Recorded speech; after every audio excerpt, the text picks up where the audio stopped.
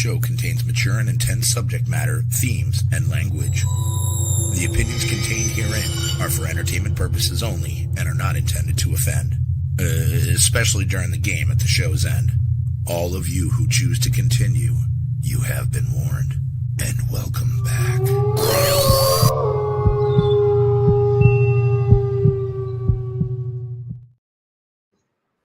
What is up, everybody? I thought we lost somebody there. Oh, really? Mum, are you unfrozen now? I'm back. I'm good now. You're good. Happy days. Happy days. Yes, what is up, everybody? How are you all doing? We are. I have to tell you, I just saw a thing that said, to be careful and you've been warned. So. The first weapon on the show. This is awesome. That's great. Yes. That's not a knife. That's not a knife. This is a knife. That's just a cheese knife. But no, what is up, everybody? We are extremely privileged to once again have Rick McCallum on with us tonight. I just want to say, Rick, thank you so much for taking time out of your day to come back on. Not just once, but the second time is amazing. So thank you so much. Well, Tom, you have to realize that I shagged a beautiful redhead out of here to hang out with you guys. That's the truth. That's true. We're even more privileged.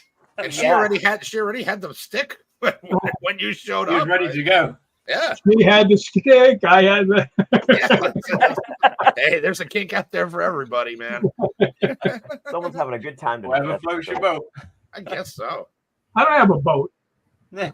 But if guys you don't know who Rick is, you might not know if you don't watch horror movies and stuff. But Rick you're a stunt man, you're a stunt coordinator, you're an actor, writer. You've pretty much done the works when it comes to horror or paranormal and stuff.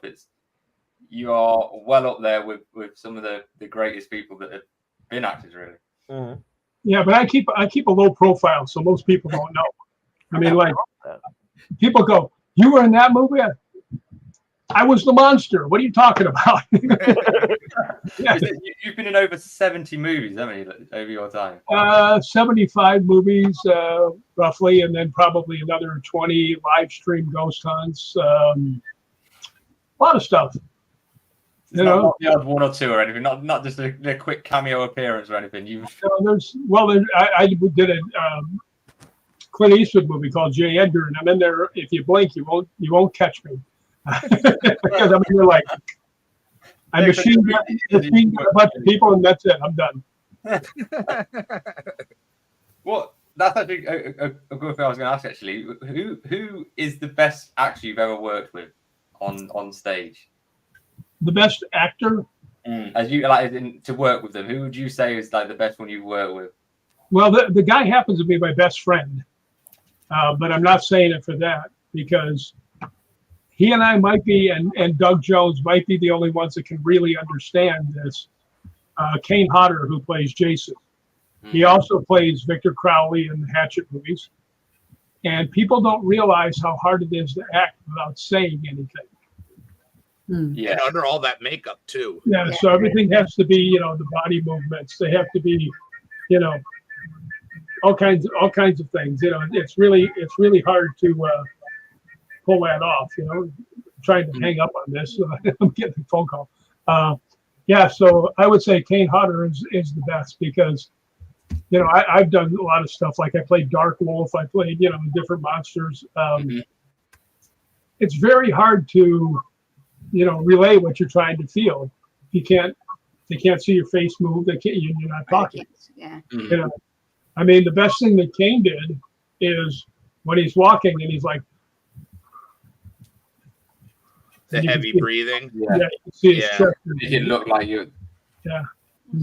He does the head first, then the body follows kind of thing. He gave Jason his own language, like he took Jason and made it his own, and I think, and like Jeff's saying in the comments, Kane Hodder is the man, best Jason ever. But I think that's awesome too, because I actually wanted to ask you, Rick, do you have any embarrassing Kane stories that he wouldn't kill you for telling on air? That he wouldn't kill you for telling on air. He's got his own picture. He's good. Well, I got to tell you, there's a bunch of them, but you just killed it with the last part. Yes, you would kill me. I told you. Let's go into the assumption he's never going to watch this. Kane, if you are watching, like and subscribe, I guess. Thank you. Trust me, he would find out. Everybody wants to be his friend, and if they thought they had some juicy information, that's fair. Okay, that's fair. and then then you could actually film it. It'd be worth watching. Me and him scrapping. I don't know if I would like that. I mean, I'd feel bad. I'm like, it would be. Kane's a legitimately tough dude. I mean, he's not one of the Hollywood tough dudes. I mean, he's the kind that'll rip your eyeball out and show it to your other eyeball. A great documentary they did on him as well. I know, I was in it. I know. Actually, I kind of got mad in there. I don't know if you noticed that. They said something about, and then, people were giving him jobs, and I went, hey, nobody gave him anything. He worked his ass off for everything he got. Yep. Right? Mm-hmm. They're like, okay. And that's it with your career as well. Like you grafted to get to where you are. It's not something that's like fell into your lap or anything. You've had to work hard as a stuntman to get to the movies that you've got into. Well, you have to prove yourself every time you go out there. Yeah. I've done. Matter of fact, one of the things that I like best that Kane ever said is we were doing a movie and on the battleship North Carolina, and there was one scene where Kane was directing this thing. He was just directing the last day for all the action, and the hallways are not very far apart, right? Mm-hmm. And there's one of the scenes is the bad guy's supposed to grab this guy. Actually, it's Goldberg, and he's taking one of the bad guys and he's throwing him over here and smashing him over here against the walls to kill him.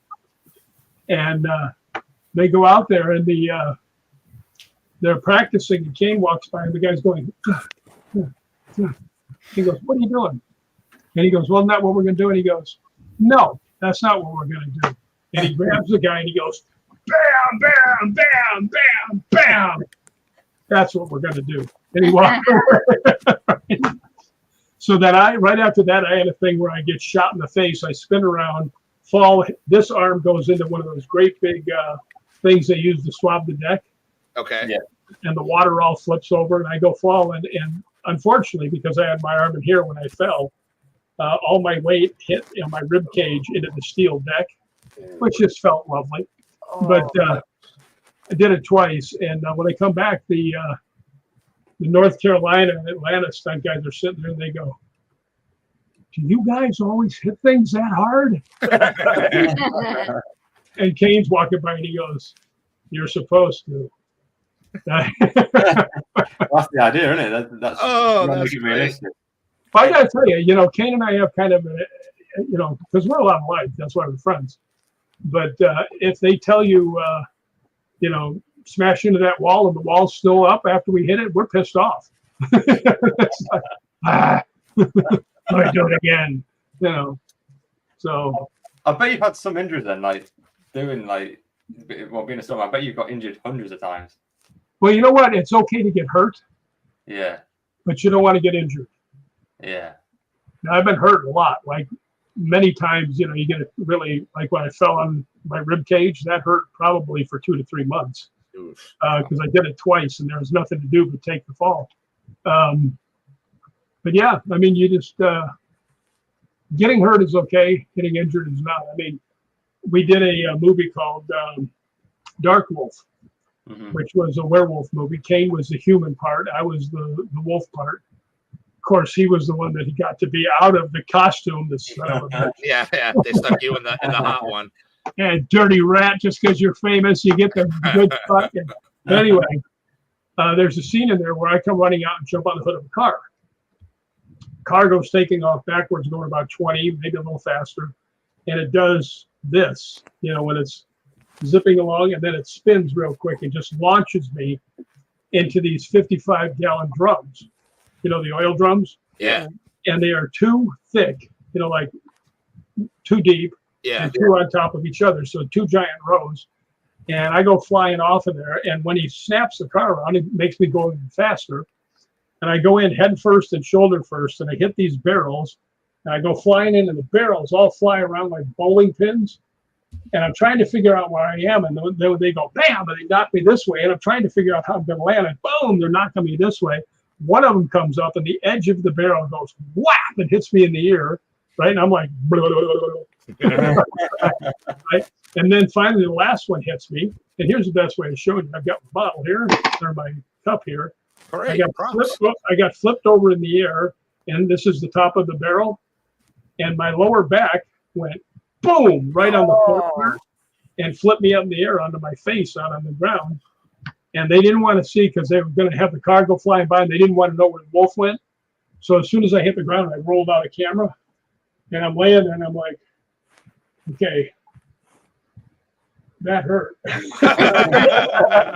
And I'm laying there on the ground. And another one of my best friends, Richard Friedman, was the director.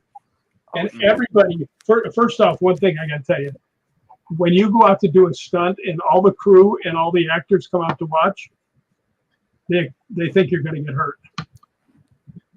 You know, they want to be there when the big smashola comes along. Yeah. There's a girl named Andrea Bogart who was one of the leads, and I'm coming out in my werewolf suit and I'm getting ready to get on the car, and she goes, "Oh, Rick, I'm so scared. Are you going to get hurt?" And I went, "Yeah." Already there. Goes, "How bad?" And I jumped up on the hood and I turned around and I said to her, "I'll let you know in a minute." But I mean, that thing knocked the hell out of me. I got hit from every barrel, landed. When I landed on my lower back, I mean, that hurt, right? You know, can you imagine going, you know, boom, and then flying off that? But anyway, my back can't. Yeah. I'm laying on the ground, and my friend Robert Pendergraft, who's a member of Hollywood Ghost Hunters, one of the best special effects guys around, he comes over and he's taking the helmet and mask off real carefully. And everybody's crowded around and they go, "Ooh," his blood's coming out of my ear like this. And they're like, "Oh, he's got a brain injury," right? And I just went, "It's a cut in my ear. It's okay." So Richard comes over and he goes, "Are you okay?" Right? And I said, "Well, I'm up to my waist. So far, so good." Right? I said, "I'm just taking inventory." Right? And he goes, "Well, what can I do to help you?" I say those three little words I want to hear. Richard goes, "What three little words?" I went, "Perfect, moving on." Now, in moving on was we got the shot. Let's go to the next one. So Yeah. so Richard turns around and goes, "Perfect, moving on." Definitely don't want to be doing that again. Jesus. Now, just to show you how movies go, the werewolf in some scenes is four-legged, which means they had a foot and a half of a piece of wood with a handle on it. So I had to get down and I had to use my upper body and things like that. The very next scene is I'm jumping off a table onto all fours. After I just did that with my back, I land like that was more like the werewolf than the werewolf did because I didn't want to be going. I didn't want to be going. So I might as well go with something better. So yeah, there's times you get injured. There's times you get hurt. You know, you want to avoid the injuries because when you get injured, you're not working the next day. Yeah. I suppose that can end your career almost as well. Like if you get a serious injury, that's you done. Your insurance premiums must be through the roof. Yeah. Well, we don't have to pay insurance when you're on the movie set. They pay it. Oh, that's even better then. Like that, yeah. Yeah. So. Jeez. And I'll tell you the secret of stunt business. Most of it, not when you're going off into barrels and stuff. You want to go once, but mostly that we have a thing called the stunt adjustment, where you get more money for each time you do something. Like say a stair fall, and they might give you $500-600 for a stair fall. So you might be able to do it perfect every single time, but you want to do it almost perfect, right? Yeah. And the director go, "Oh, that was so close. Can you do it again?" Okay. "All right, I got it this time." And you do it perfect. They're all like, "Yay!" And you're like, $1,000 for falling down the stairs. Laughing all the way to the bank. I love it. Seriously. Yeah, there are times when things go funny. There was one where a guy was a world-class high diver, and he was supposed to go through, you know, in this one thing where he's in a like a building or something, and he's supposed to fall from the top. Mm-hmm. And the stunt guy's up on top, and he says, "Okay, we've measured everything. You cannot hit anything, right?" They said, "You know, you got like 20 feet in the direction. All you have to do is make a dive down there, right?" Well, they said, and this is a big movie. All right, camera and action. Okay, go. Right? They go, right? And he turns in, he goes, what happened? And he goes, well, no, I'm just getting my sight lines. He goes, you get your sight lines before he says action. Right? When he says action, you go. He says, are you ready? He goes, now this guy's a world-class high diver. It's nothing he can't do with his eyes closed. And he's up there again, and he goes, all right, ready? And he goes, yeah. And they go, all right, rolling action. Come on. Right now they're getting mad at the stunt guy, right? The coordinator. Well, he wasn't coordinating. The coordinator was down below, I think. But he goes like this. He goes, we got it this time for sure. He says, the guy goes, okay, rolling action. Boom. It just pushes him. That's great. He just blasted him right out. Bam. Rick, Jeff wants to know, have you done any work with fire? No, I haven't. And you know why? Because you're friends with Kane. Kane's the best burn guy in the business. Although I have had where he doubled me in a big fire burn. On the movie Children of the Corn 5, I was playing the fire chief. And if you've ever seen it, they have a silo that's some sort of weirdness about it. Yes. And I climb up the outside of it, and I've got this big, heavy fire hose, and I'm climbing up this really high tower. And I get up there, and I go over, and I open up the two things, and the big comes out and just blasts me on fire. Well, they had made a thing about 10 feet high that looked the same with the doors and everything else. And Kane come out to do the fire stuff, right? So I was below him with the fire extinguisher. Chuck Pacherny was on down there with another fire extinguisher, and we had a mat for him to fall into. And if you ever get a chance to see this movie, because it's the most hellacious looking fire stunt I've ever seen, because the doors open up and Kane vanishes. It just goes, whoosh, giant ball of fire, right? And then you see kind of the movement in it. He's trying, and he goes. Kane always pushes everything he does. Kane is not like Kane and Tina Turner are exactly alike, right? Sorry, that's Mama's dog. Gizzy. Hi, puppy.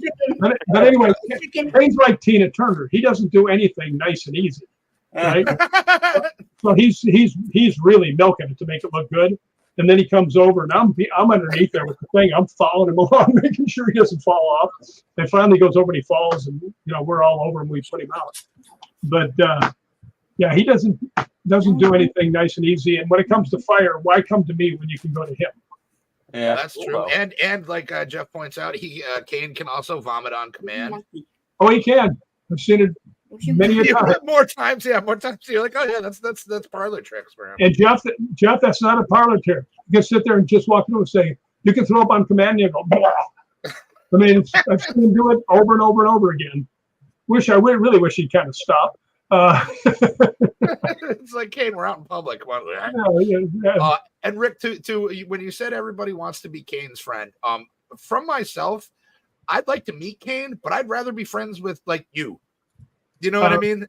You're just, I because I'm not likely to kill you. So no, I mean, it's not that. It's look. And granted, I never met Kane, but I mean, it seems like.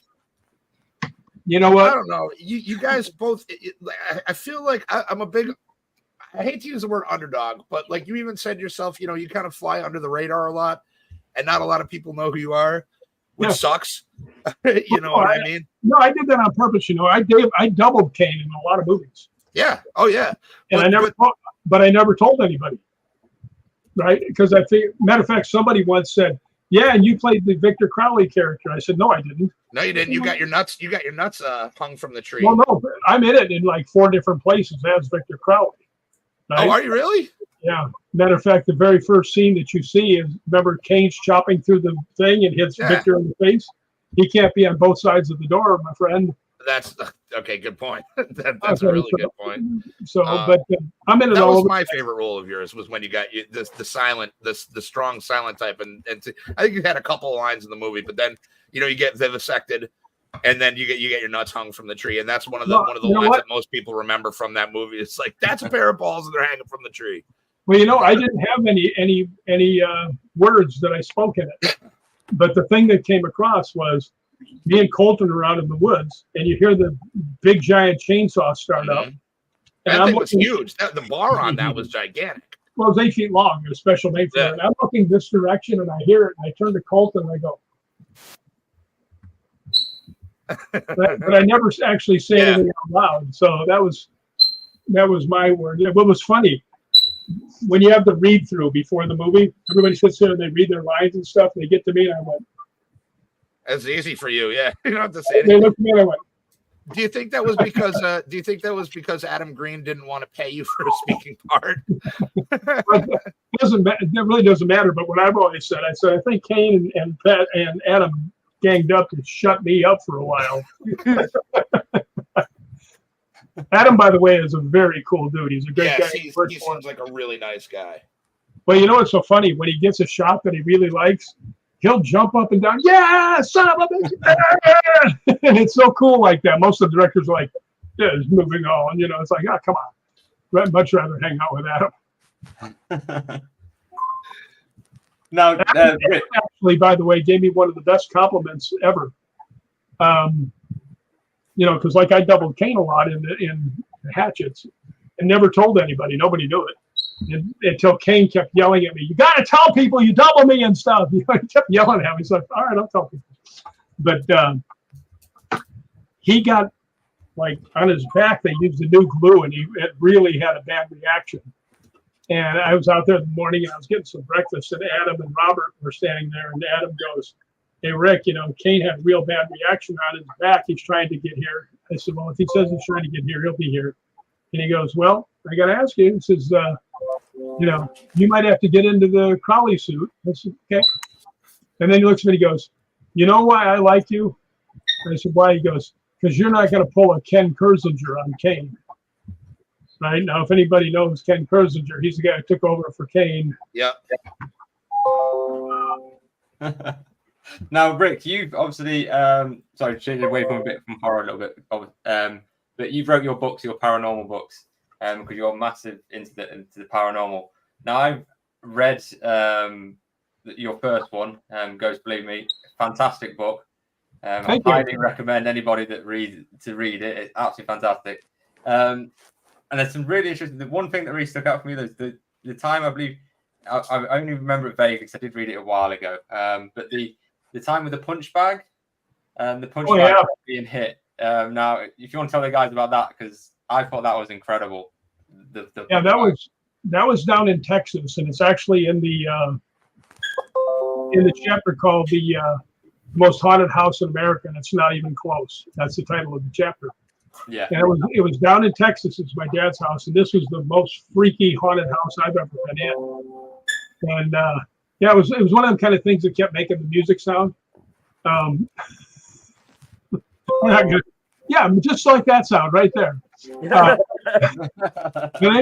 But anyway, the house was shaped like an H, and my brother was sleeping in the living room. My dad and my stepmother were over there, and I was on the other end of the house. And in the garage, we had a heavy bag and a speed bag, right? So I could go and work out. My brother's in the Martial Arts Hall of Fame because he was the world heavyweight kickboxing champion. He was 13th in the world as a boxer. So we would use this stuff, to work out. Yeah. And it's like 3 a.m, and I hear boom, boom, boom, boom, boom, boom, boom. I'm going, my father's going to kick my brother's ass. The garage is right next to his room, right? So I get up to go tell him to knock it off because he was probably 14 at the time, right? And get up, and he's standing in the living room walking towards me. He goes, "There's somebody in the garage," right? So it wasn't him. So we started walking over there, and we hear boom, boom, boom, boom, boom, boom on the heavy bag. So I think it might be my old man had a drink or two, and he's in there, right? Right then, my dad and stepmother walk out. Right, my dad's got a gun in his hand, and we had a 180, 190 pound Great Dane. And the old man goes, "Get the dog," right? So there was 2 entrances. There was one from inside the house, which was next to his bedroom, right? And then there was another one right outside the sliding glass door that you could come in. So he says, "You come in, from that side with the dog, and I'll come in from this side. So now as you walk in, the first thing you see on to the right up by your head is the speed bag. And then in the middle of the room is the heavy bag. So we go. We both, all of us go in there. And we're standing there. There's nobody in there. And then we hear pop. And we look at the bag. This is perfect. There's the bag. And it's going. Choose the knife. Like this. Every time you hit it. And then it would go. You'd hear the hit. It would go. And it would go backwards. It wouldn't go all the way through. So you could tell something was stopping it and hitting it. So it'd be like pow, pow, pow. Wow. Pow. Right? So we're like, all right, now this is a little weird, right? So we said, all right, let him play. Let's go. So we start to go out the door, and I'm the last one out. And just as I go by, the speed bag right behind me, it goes, like somebody punched it right behind my head.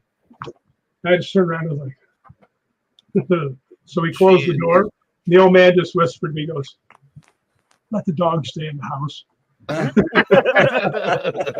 My old man was not afraid of anything. He wasn't afraid of Godzilla. But that's when you actually are seeing an 80-pound heavy bag being bounced around with nobody there. Oh yeah, that's no joke, man. Those things, I mean, that's ridiculous. I really want to go back to that house. I really do. But there's a guy that's in his 80s who had lost his wife. I've never talked to him. Somebody else talked to one of the neighbors for me. Mm-hmm. And I just don't want to go back there and, bring it up to him. You want him to, if he's not had anything, you don't want to stir anything up, I suppose. Right. Yeah, especially if he's an older guy by himself and he starts hearing noises. So did you ever find out what it was then, or who it was? Or yeah, we kind of did, actually. There was a guy that we met. We used to do these exhibit shows, and he had an exhibit in our show. And we were talking about ghosts just off the top of it. This is before I ever started my ghost hunting group, and I was ghost hunting at the time. And I said, he said, yeah. He says, if I could get some sleep, he says, my place is long. I said, me, I'm like, really? Really? Can I come over? At least stop wringing your hands. Yeah. Let's go. Yeah. But anyway, so, he starts telling me the story. He had this mansion, and it had hidden rooms and walkways in it. And it actually been a place where these gangsters from back in the old gangster Bonnie and Clyde days, they weren't related to Bonnie and Clyde, but it's the same period.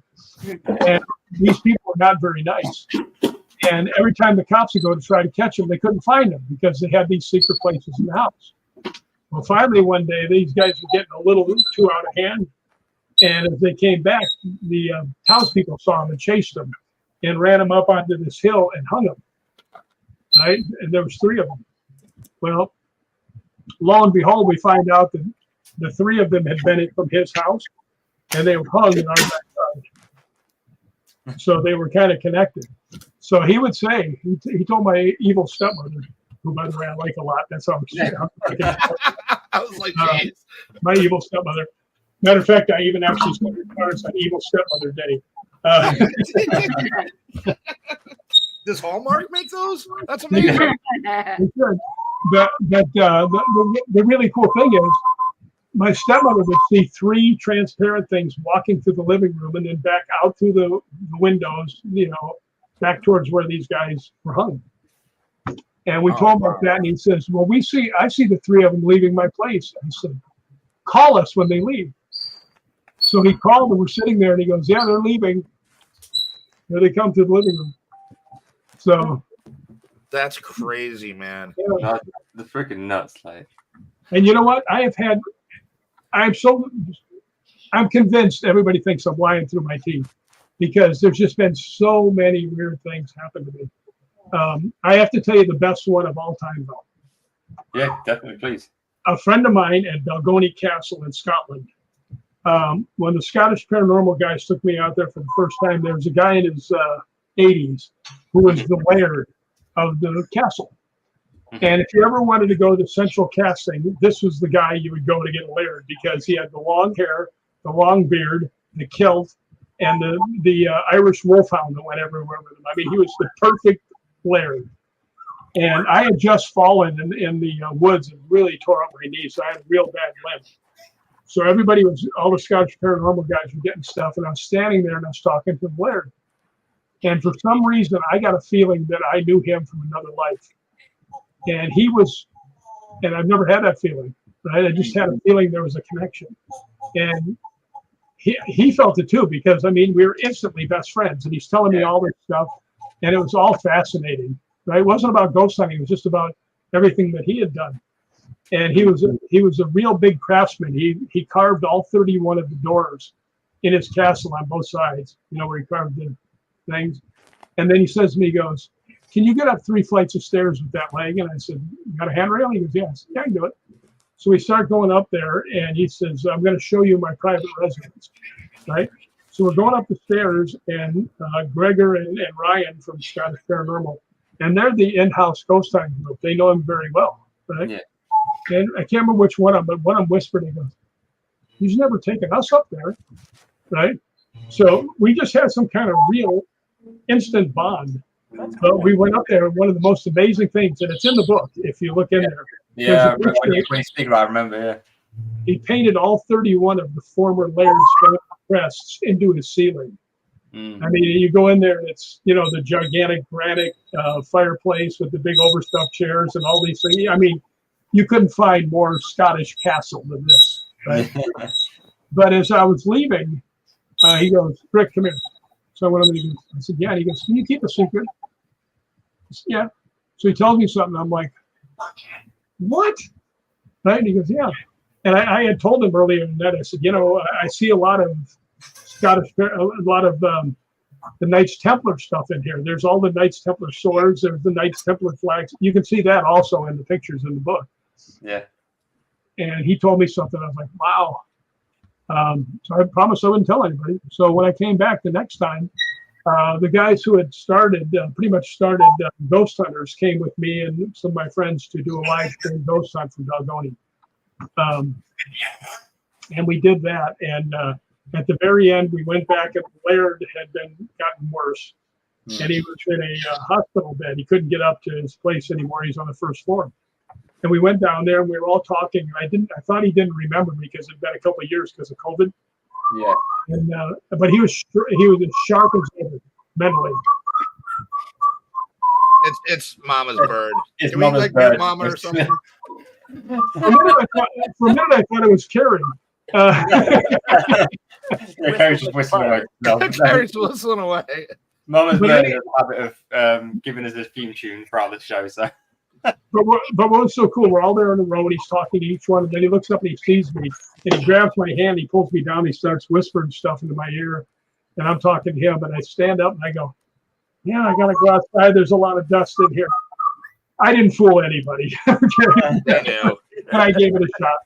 But anyway, I was coming back 1 week later because I was the celebrity guest for this ghost hunt. I guess there are no other people that have ever been on a TV show in Scotland.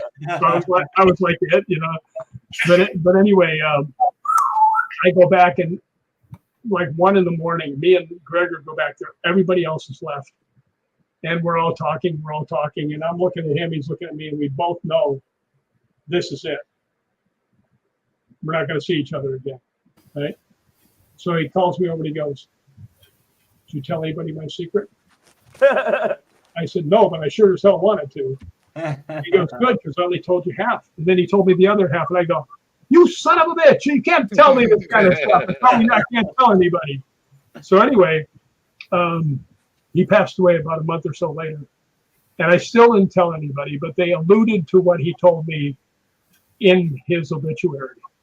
Yeah. And what he told me the first time was that there were real Knights Templar in America. A couple hundred of them, matter of fact. And I said, and being the nice, sweet guy, I said, "How do you know that?" Right? He looks at me and goes, "Because I'm in charge of them." That's fucking crazy, man. I'm like, wow. And then the last thing he told me, he goes, this might be our last time and stuff. He said, "So I'm going to tell you this. They're all over." And so then he goes, "And I'm in charge of all of them." Now, if you get the magnitude of what he just told me, I mean, I was like, what? Yeah. But here's not the best part of the story. When we go back for this ghost hunt with the Americans, and Kat Hobson from Fate Magazine's with me, she's in the room, and we're in this one room I'd never ghost hunted before. It was the museum room right next to his woodworking place. Now, follow along. I know it's a long story, but this is really something. We had millimeters. We had K2, 3 K2 meters. We had REM pods. We had everything you could have that could go off, right, around the room. The room wasn't that big. It was maybe 15 by 15. Yeah. And we had like 6 or 8 people that had come in. Do you need some help there, Hefty? It looks like you're under attack. No. If I need help, I'll blink twice. Thank you. I'll 2 shakes. Continue, Rick, please. I've heard the story. I love it, but I'm sorry. I don't mean to be rude. I'll be right back. But anyway, Call Kane. we're inside this thing, and we sit down and I'm explaining to the guests who we are and what we have out there. And then I said, are there any spirits here? And I've done this for over 50 years. Kat's done, we have some real ghost hunters with us. Every single piece of ghost hunting equipment went off at the same time, all around the room, full speed. Boom! It was like an explosion, right? And even Kat says, and her thing, she goes, I turned around, looked at the REM pod, it looked like fireworks. She goes, it was amazing. Everything was going off.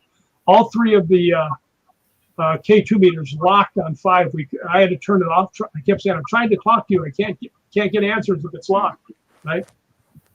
Well, everything locked up, right? And finally, I'm just sitting there, and I went, and I noticed Kat's looking at me, Lori's looking at me, Mikey's looking at me, and they all know how close I was with the Laird, right? Yeah. And they're looking at me, and then finally I went, holy shit, it's the Laird, right? And the stuff's all going off, and I was like, wow, right? So then after that group, and it all shuts down after I get smart enough to figure out what it is. A little slow on the uptake sometimes. Everybody was just astounded. And I mean, I just wrote a thing for Fate Magazine. Yeah. And Kat put in her version of what she saw, and it was just like, we have never seen something like that. It was so obvious the Laird was saying goodbye to Rick. I mean, it was amazing, and never had anything like that ever happen to me. It was about cried on my way home, but that was really, really something. You can almost tell when things happen that when they're like personal. You get a feeling out of when you get those situations. You kind of know that it's more of a personal thing rather than just a random paranormal event. Well, the interesting thing too was we had 3 more groups because each group came in for 45 minutes. Yeah. Nothing went off the other 3 times. So, I mean, it was, we got a couple little K2 stuff, general stuff you might get in a castle. But I mean, it was just like an explosion. We're sitting, and all of a sudden, just boom, everything went off. I'm like, what the hell? Every single piece of equipment at the same time. We barely get anything in our K2, do we? Like, we use our K2. We barely get anything at all. Like, it's one of our worst things that we use for, isn't it? Well, you know what? Everybody teases me. I mean, actually, several people have called me this, and I don't say it for my sake, but I mean, they say, he goes, oh, here comes the king of the K2. Yeah. I mean, I get the K2 meter to go off all the time. You guys know Bannockburn House. I was there with 2 other people, or 2 other ghost hunters, and then there was other people, and we each had K2 meters. And I'm standing there, mine's going off 5 lights to my answers. And the other 2 people are standing right next to me, and nothing's going on. They're not getting anything, right? I said, let's try this. Put yours underneath, and then the other one underneath it, right? And they did, and I went over mine. I said, all right, let's show off a little bit. Light them all up. And all 3 of them went 5 lights, and these people just went. Rick, I was like, why wasn't somebody filming this? Did you tell the story yet about when you rested? Forgive me, because I was gone for a minute. I don't know if did you tell the story for when you rested on that one particular grave? Oh God, no, I hadn't. But it was the very next night after the Algoni thing. We had gone to Inverness, not Inverary, Inverness, And we've been walking all day. Now I need 2 knee replacements. Okay, and I've walked 9 miles so far that day, and my knees were killing me, right? Yeah, I bet. And I had been all through this cemetery we're in, this graveyard, and not a blip on the K2, not even a single little dink, right? So I walked over and I'm looking for a chair or a rock or, a bench or something to sit down on. I mean, I just can't walk any farther. And I looked down, I happened to be standing next to a tombstone that is built like a bench, right? And I can't go any farther, and I'm going to go, right? So I just looked down, I said, I mean, no disrespect, but I can't walk any farther, right? I said, I just need to sit down for a minute or something. I sit down, and there was a girl with me who I didn't know. She was with the other group. I sit down, and instantly, all 5 lights. Instantly, the instant I touched the thing. So I said, did you just tell me to get off? Bam, 5 lights again. And I said, I meant no disrespect. I said, my knee's real sore. Do you mind if I sit here for like 30 seconds? And it goes like 3 lights and just glimmers for a couple seconds. So I sit there for like 15 seconds and bam, 5 lights again. I said, are you telling me to get off? Bam, 5 lights. I said, if you do it again right now, I'll get up. Bam.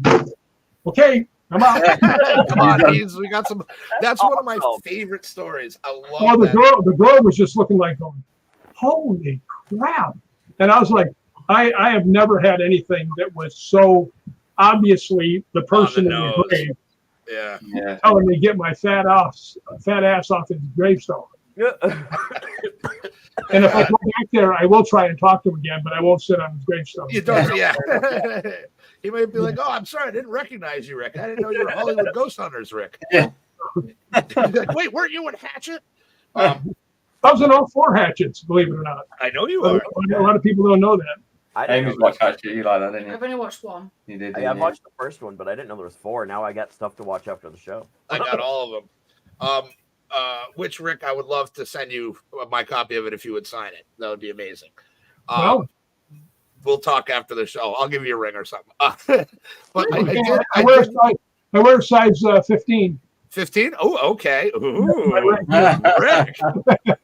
I mean, you could do way better. I could do a lot worse. But I did have a quick question because I know we've spoken a bunch. By the way, I do have my eye on someone now. We just talked about this, Rick. I know we're a thing now. I think you might get the hint. Oh, yes. The curtains. You know the curtains? Well, I hope you have. Seems a little maybe a girl with a stick. Yeah. Oh, Rick, you dog. Oh, yeah. I did want to ask, because I've been wondering about this since the game came out. I was a huge fan of Friday the 13th, the video game. I played it, from when we melted the servers for day 1. And I know you stunt coordinated that.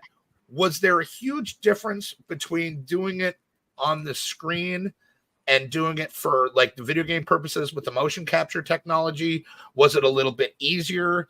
Because you could get away with more stuff that you would have a lot of problems doing with on like a practical movie set, as opposed to, they were all very talented stuntmen and women that were on it. But you could, I think you had a certain level of protection more than you would on a movie set where like you had the mats, but the mats would be replaced with the ground or like trees and stuff later and like weapons. What was it? Was it more difficult? Was it easier? It was actually easier for the game. And one of the reasons is when you're doing actual fight scenes, you have to make sure that the angle is right or it doesn't read as a hit, right? So, getting the angle just right in the where you want the punch to go just right, that's the hard part. Well, when you have 100 cameras in the ceiling, you always have a hit somewhere of all those cameras. Yeah. Right. So that makes it really much easier. There was one part, which I'll just give you the idea, where Kane picks somebody up and just hammers the girl's head into the ground. Mm-hmm. And they said, "How are we going to do that?" I said, "That's pretty easy." And the experts with this stuff. And I just looked over and said, "I don't have the balls on. You're not going to see me, are you?" On the computer. They said, "No." So they said, okay, action. So Kane grabs her by one side, I grab her from the other, right? Now we put the crash pads out so that they were here, so her shoulders would hit the crash pads and her head could go in between the two, That's right? so cool. And I was there to hold her so she didn't go too deep, right? So Kane lifts her up, we go, and her head goes into the ground, right? That's so awesome. That's Yeah, the fact is, when you can go in, you can actually pick up the actor and stuff. You know, my favorite kill in that was there was a scene, most of the kills were, from the original movies. Okay. Yeah. And I can't remember the guy's name. The guy who set them all up, Tom Savini. Yeah. Tom Savini had set up some remarkable stuff. Yeah. But they needed more things, right?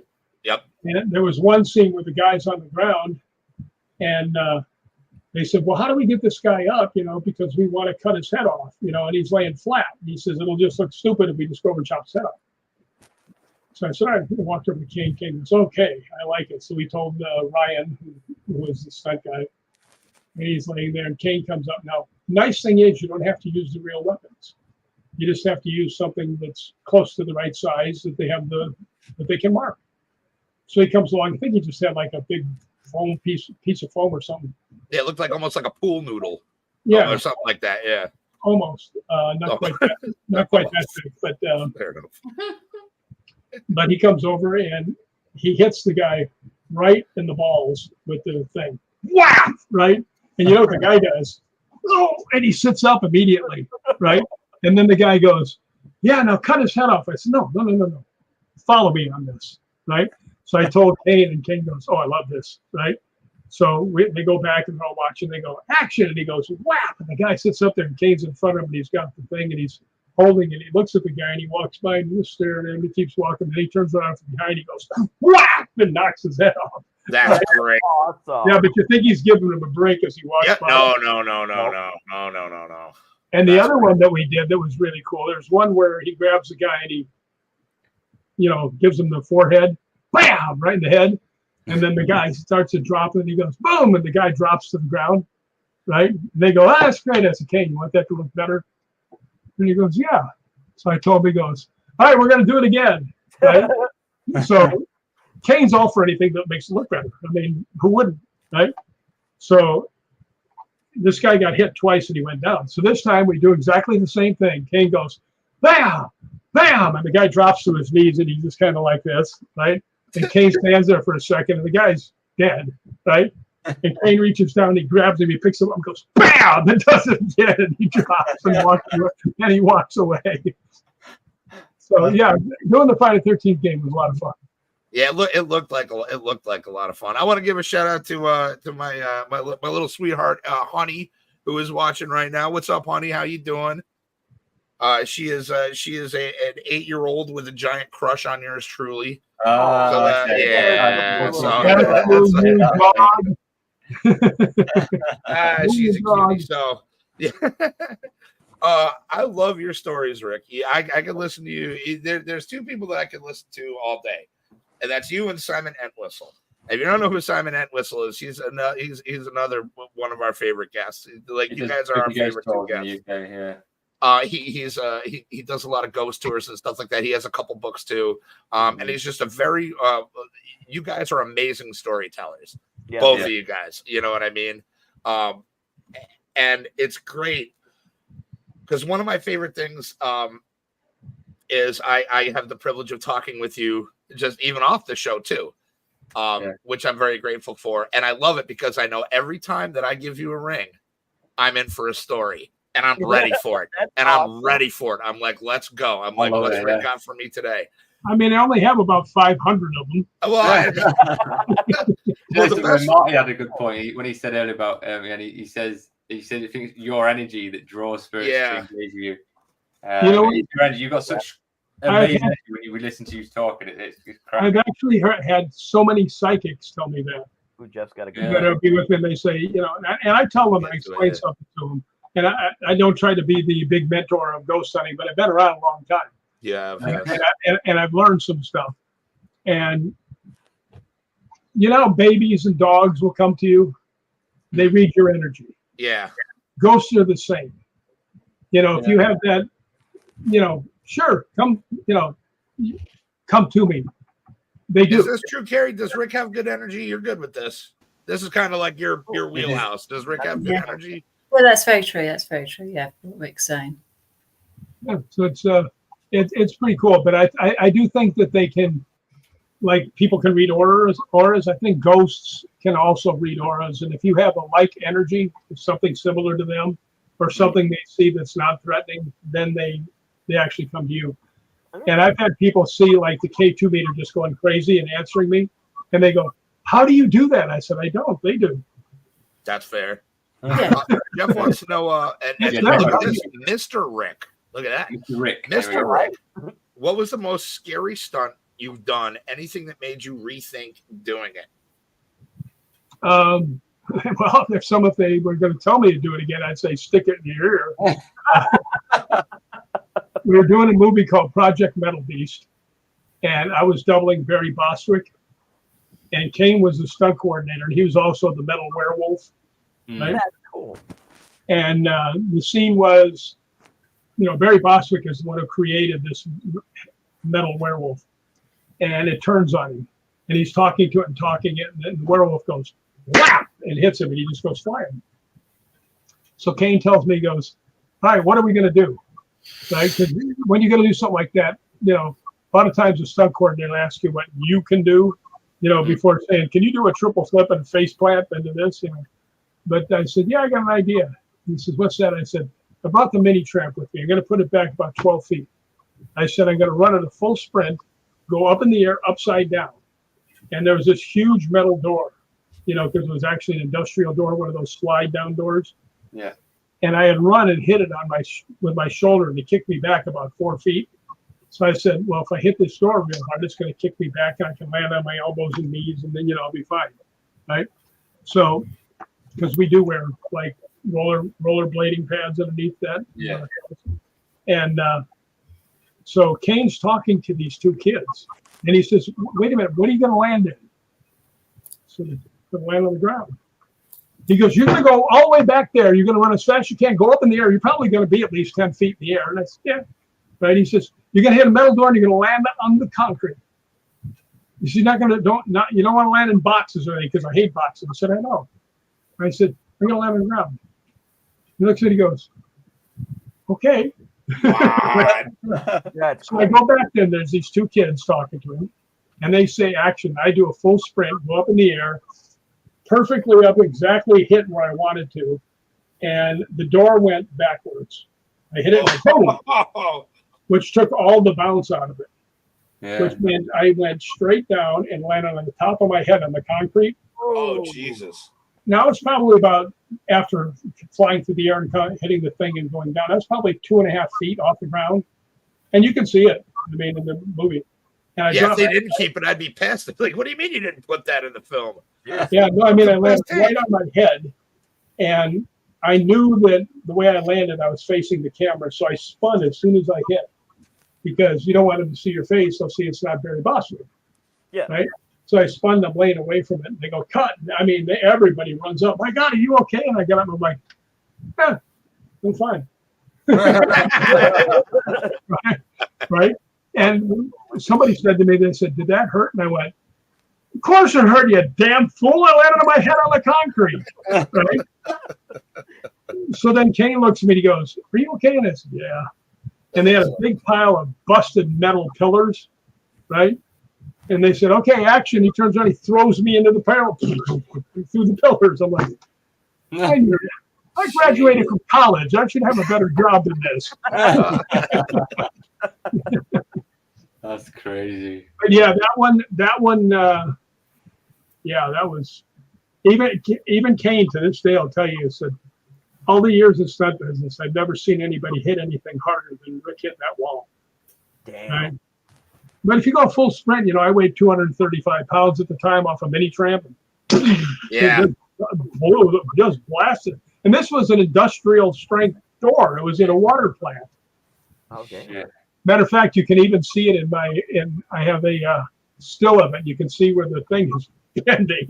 Oh, that's great. That's cool. Yeah. So that one was the one I would definitely rethink. Jesus, that's freaking crazy. I'm sure you put that in your book as well. Yeah, as a matter of fact, the picture's in there of me. Yeah. I thought it rang a bell. But, guys, a lot of these stories as well are in Rick's book. The first I've read, especially, Ghosts Believe in Me. And by the way, you know what? That book won the Paranormal Book of the Year award. Really? Yeah. I can see why. I can certainly see why. It's a very, very good book. You know, it's so funny. I didn't know it. Nobody told me. I didn't know there was a contest. And I was on the show with some guy. He goes, "Congratulations on your book." Now, that's pretty much what they say when you write a book. Yeah, congratulations. Yeah. I was like, "Oh, thank you." And they said, "Well, it's quite an award." And I went, "Huh?" And they went, "You won the Paranormal Book of the Year award." I said, come on. I said, "Send me something." So the guy sends it to me and I went, "Holy crap." Listen, they give awards and don't let the recipients know. There you go. Yeah, that's the book so there. cool. Oh yeah. He's, That's how, if guys he's promoting himself. Advertising. Should. you guys can see even better for you. There you Yeah, go. actually, number 2 is pretty good. This actually right here. By the way, if anybody's interested in ghost hunting in Ireland, I have a tour that's coming up in September next year. Ooh. And we're going to go to Lep Castle. We're going to go to the Hellfire Club, which that was right there. We're going to go to all these different places. And if you guys live somewhere close by, you don't have to pay all the airfare and stuff. So Yeah, I'm totally close to Ireland. Yeah, I could. Capital region, New York, Ireland. oh, you're from New York. Fly over there. Dude. If we can get there, Rick, All I hear is Hollywood Ghost Hunters is ponying up the dough to send the That's stream what I ghost heard. hunting in Ireland. Well, You better tell RA and Kane. yeah. I can't get them to go to the ice cream parlor with me, much less get them. That's a shame. That's a shame. Shame on you, You Kane. need to kick their ass. Well, both of them would come to a street fight to help me out, but actually ask them to come over for dinner or something. Forget it. That's good. Well, I think we're closer to RA than you are. Yeah, RA's in Pennsylvania. Yeah. It's a shame.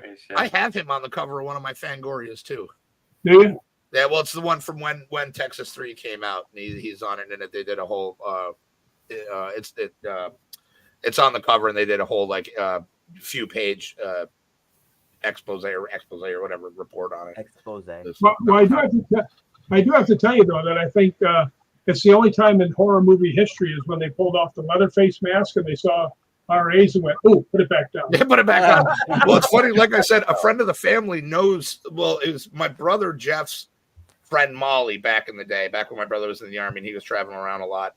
Her family was real good friends with RA, and I used to have a picture with RA with this girl Molly that my brother had given me, which is how I knew his real name. And I was like, "Oh, that's crazy." But he seemed like a very, very nice guy, and I've seen him in interviews since, and he was in Hatchet as well.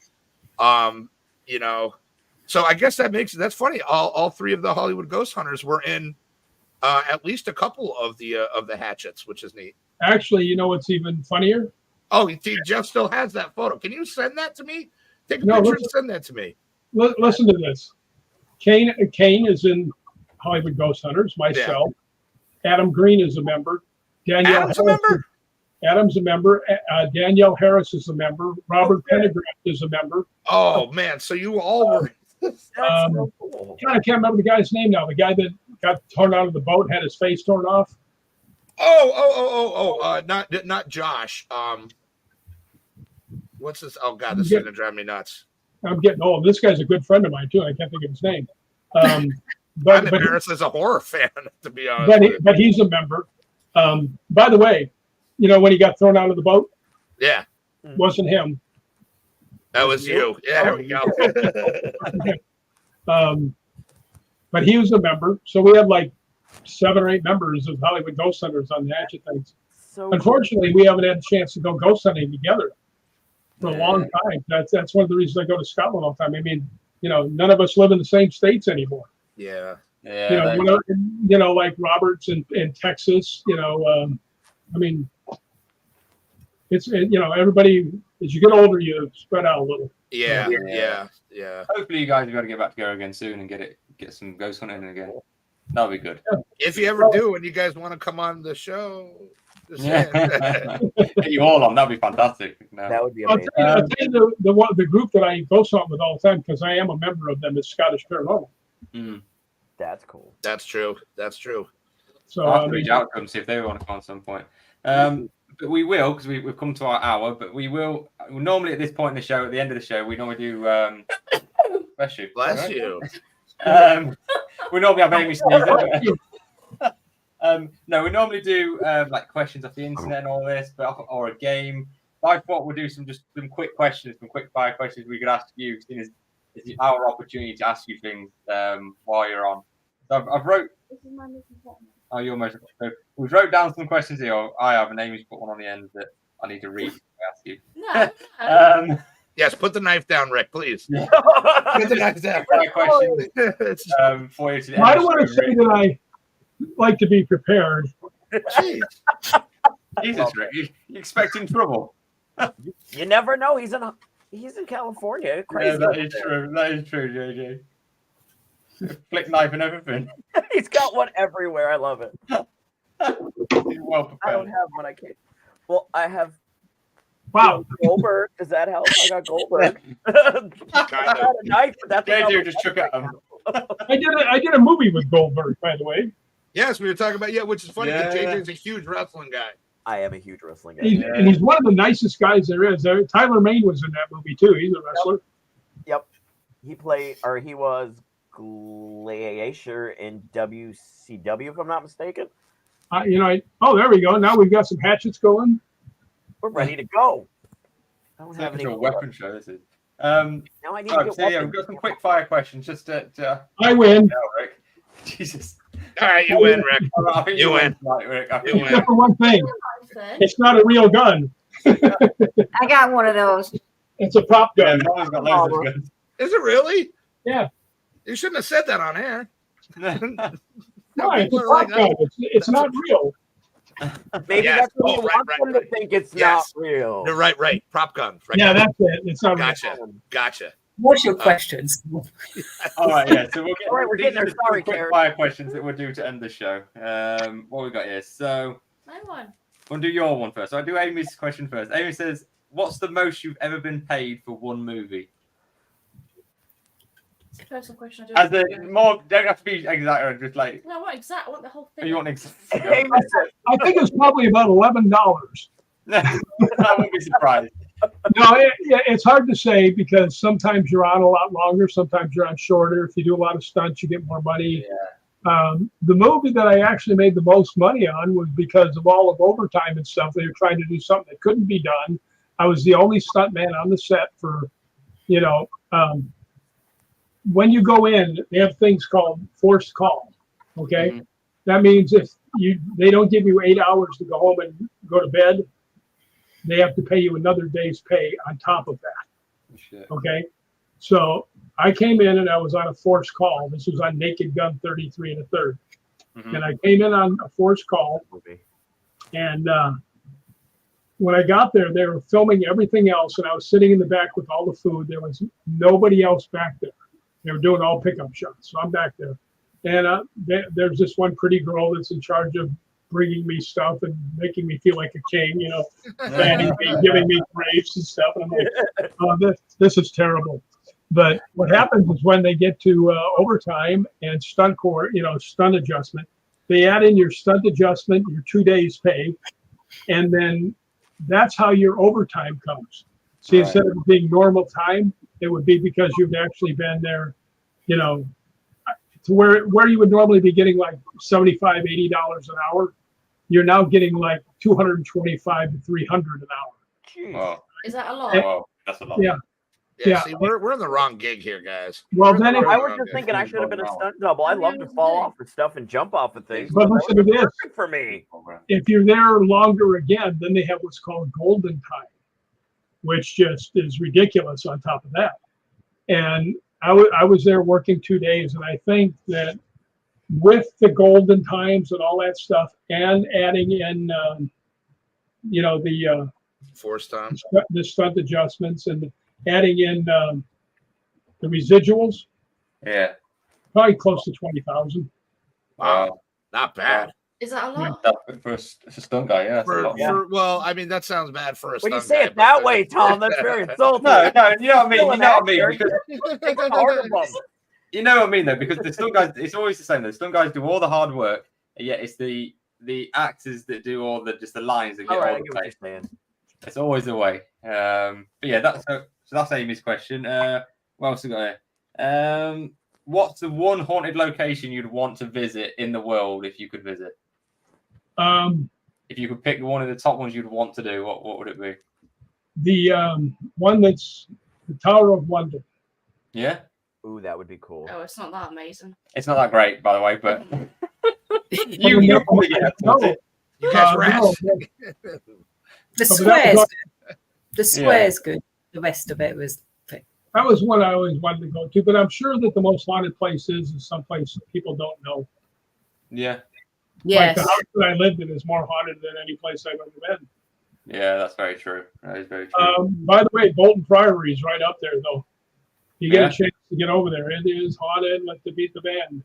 I'm sure we've seen that advertised on one of the because we have to go through companies to obviously visit these places because they book them out. We're not famous, But unfortunately. I'm sure they had one of those advertised as one of the locations. Did they? Yeah. Mark, what you else have we a got? question. Well, Yeah. the truth is too that most of the real haunted locations I've been to.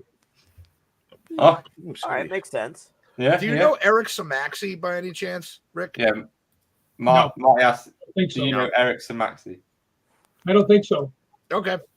There There we you go, go, Mike. Marty. Now you look just as dumb. Now you look Poor stupid as Marty's ever, Marty. so sad now. Way to go, Marty. You fucked it up. Well, no, I might. Or I just might not know his last name. I mean, I might know. You know. He was an actor that played in a few Police Academy movies. He's a friend of mine. That's why he's asking. Okay, Oh, that's no. interesting. I loved Police Academy. Do you Yeah, remember? well, you know, there's only I love Police Academy too. you know there's only 3 actors that are in this whole neighborhood. You know. I mean, I went to dinner last night, 2 nights ago with April, and Morgan Fairchild was there. Oh, that's crazy cool. So, That's nuts. Still got the beautiful chompers. yeah, they're still very pretty lady still. Yeah, she was. Morgan Fairchild was always. Ow. What else we got? What Except is your, her real name is Patsy McClenny, but that's another story. We learned something.